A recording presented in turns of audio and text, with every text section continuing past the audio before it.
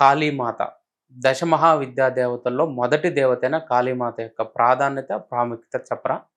Okay. ఈ కాళీ ఉపాసన అనేటువంటిది అత్యద్భుతమైనటువంటి ఫలితాలు మనకు ఆవాసం చేసుకోవడానికి అవకాశం. సాధన ఇన్ని రోజులే ఉంటుందని చెప్పలేము. ఎంతకాలం అన్నా సాధన చేయొచ్చు కాళీలో. కాళీ సాధనకి ప్రాధాన్యంగా కావలసింది మనసు నిగ్రహంగా ఉండాలి. ఈ సాధన శ్మశాన కాళీ అని, దక్షిణ కాళీ అని, మామూలుగా కాళీ సాధన అని చెప్పి శ్మశానంలోనే ఎక్కువ ఈ సాధనకి ప్రాముఖ్యత ఇస్తారు.